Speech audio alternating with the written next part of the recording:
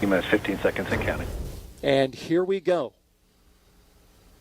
10, 10, 9, 8, 7, 6, 5, 4, 3, 2, 1. Ignition. And liftoff. Liftoff of Falcon Heavy with Europa Clipper, unveiling the mysteries of an enormous ocean lurking beneath the icy crust of Jupiter's moon, Europa. Engine chamber pressures are nominal. See that the chamber pressures are nominal as we hear. All 27 Merlin engines look great. Rocket beginning to roll. Putting down 5.1 million pounds of thrust.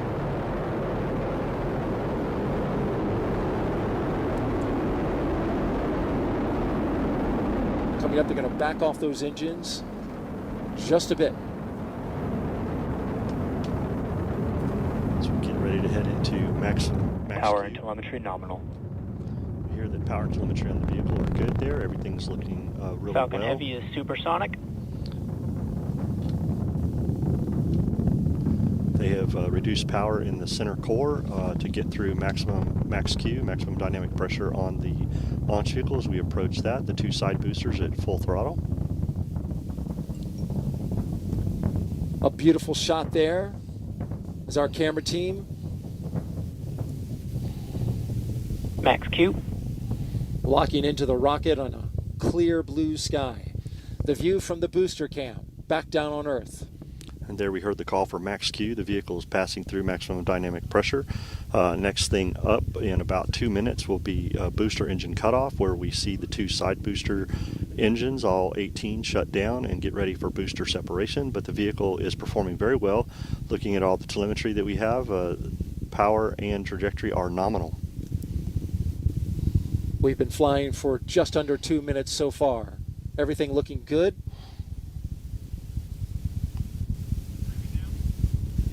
These side boosters, once they do their job, they will be expended.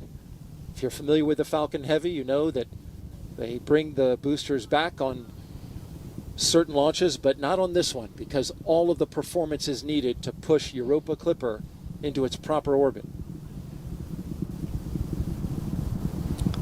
Things continue to look good as the vehicle heads down its ascent phase here. All telemetry is looking very nominal for this flight this morning. Falcon Heavy is performing very well.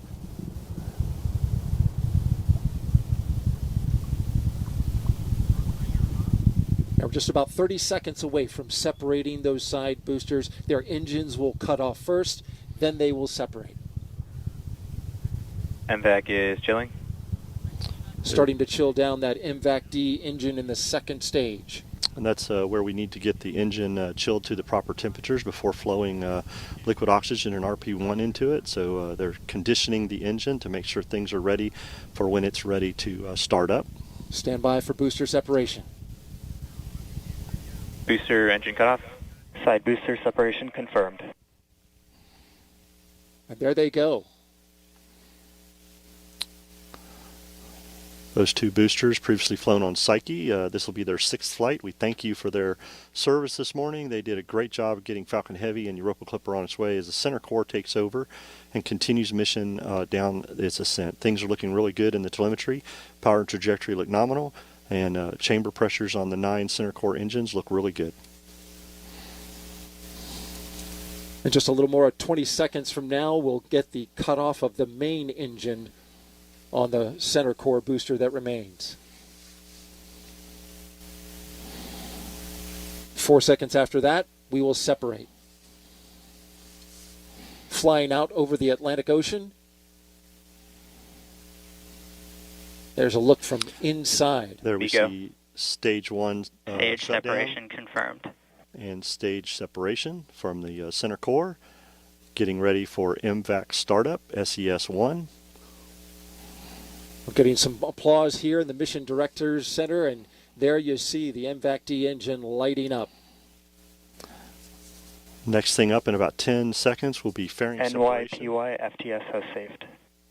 And the fairing has protected Europa Clipper on its ascent up into space, but once we get into space, we don't need that fairing anymore.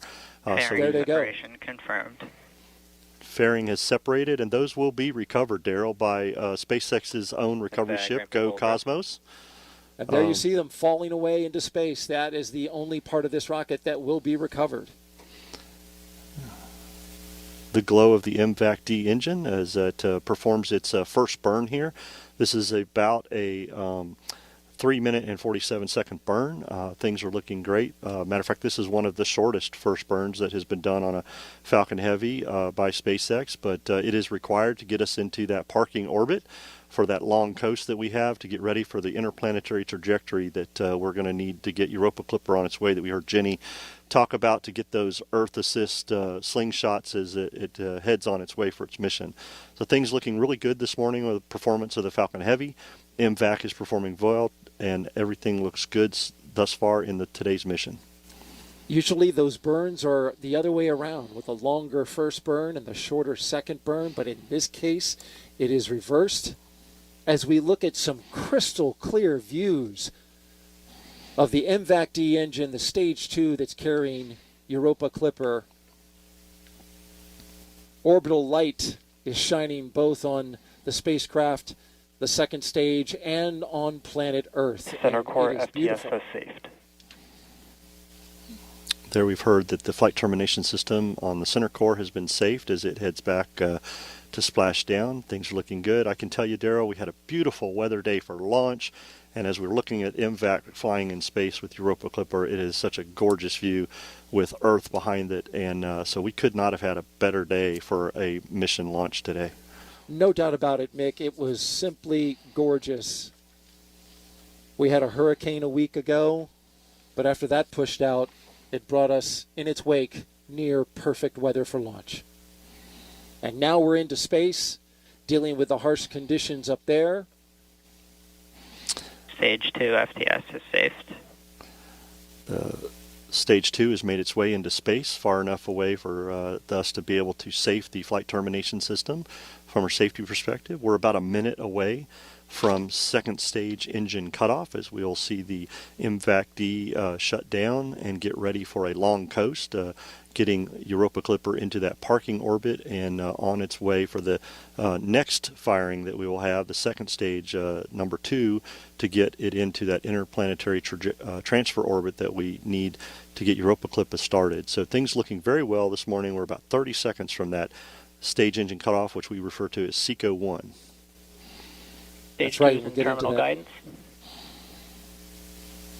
Get into that coast phase.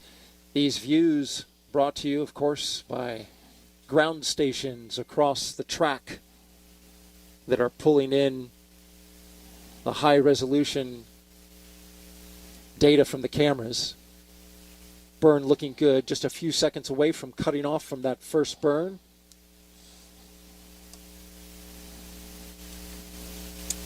And there it goes. The first burn is complete.